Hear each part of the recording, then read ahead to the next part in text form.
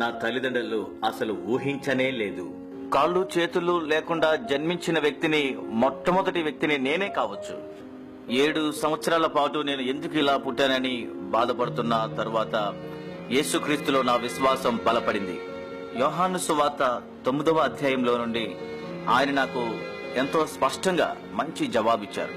అప్పుడు నా వయస్సు 15 సంవత్సరాలు. ఆ వాక్యంలో పుట్టుగుడ్డు వారిని యేసు ప్రభు స్వస్థపరిచిన ఆ వాక్యము చదివిన తర్వాత నా జీవితాన్ని యేసుక్రీస్తుకు నేను సమర్పించుకున్నాను. అప్పుడు అది నాకు చాలా ఆసక్తిగా అనిపించింది. అతను ఎందుకు అలా జన్మించాడో ఎవరికీ కూడా తెలియదు. ఇది నాకు చాలా ఆసక్తిగా ఉంది. నేను చదువుతూ ఉండగా 9వ అధ్యాయం 3వ వచనంలో దేవుని కార్యము బయలుపరచబడుటకు అలా జరిగినదని యేసు ప్రభు వారు అక్కడ చెప్పారు. వెంటనే నా హృదయంలో తలంచాను, దేవా, నీవా గుడ్డివాణ్ణిడల ఒక ప్రణాళిక కలిగి ఉంటే నా గురించి ఒక ప్రణాళిక కలిగి ఉన్నావు. అప్పటి నుండి యేసుతో నా వ్యక్తిగత జీవితం ప్రారంభమైంది. యూత్ గ్రూప్స్ వారు పిలుస్తున్నారు, సంఘాలు పిలుస్తున్నారు. నా సాక్ష్యం చెప్పుటకు ప్రపంచ వ్యాప్తంగా నాకు ద్వారములు తెరవబడుతూ ఉన్నాయి. నేను 300 కంటే అధికంగా ఉన్న పబ్లిక్ హై స్కూల్ స్టూడెంట్స్ ముందు మాట్లాడుతూ ఉన్నాను.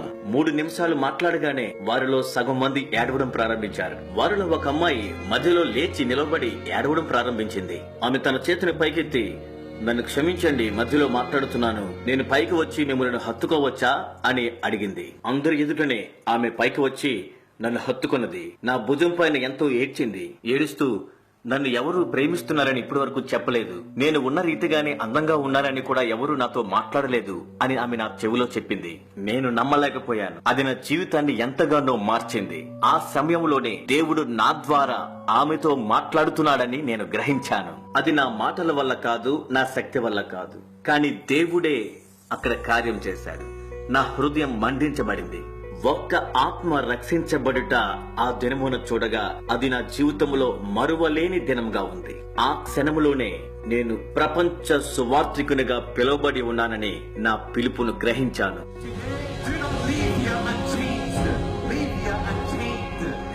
You don't know what God can do with your broken pieces until you give God your broken pieces. And I want you to know when you fall down, God's grace is sufficient. God's hand will come down and pick you up. And give you the strength to get back up.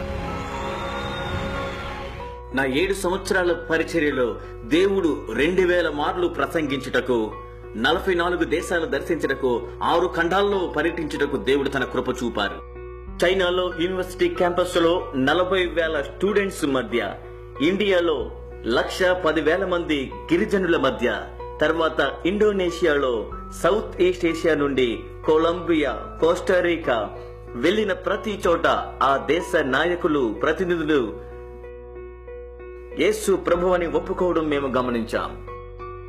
కొరియాలో తర్వాతి తరమ వారితో ఒత్తిడి, ఆత్మహత్య గురించి మాట్లాడుటకు, eastern Europe కు, Soviet కు, middle east లోనికి వెళ్లి నిరీక్షణ సందేశాన్ని అరబ్ దేశాలకు అందించుటకు ద్వారాలు తెరవబడ్డాయి. అది దేవుని కార్యము, అది ఆరంభం మాత్రమే అని తెలుసుకున్నాం.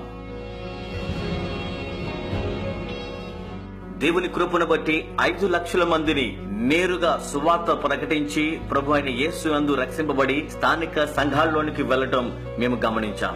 కొంత ఆశ్చర్యంగా అనిపించిన మా లైఫ్ వితౌట్ లంప్స్ పరిచర్య యొక్క గురి ఏమిటనగా, ప్రపంచంలో ఉన్న ప్రతి ఆత్మకు సువార్తను ప్రకటించుట, 700 కోట్ల మందికి సువార్త ప్రకటించుట. పరిశుద్ధాత్మ దేవుడు ఒక సైన్యమును సిద్ధము చేసి సహకరించే వారిని లేవనెత్తుచూ ఉండగా ఈ లక్ష్యాన్ని సాధించడం సాధ్యమే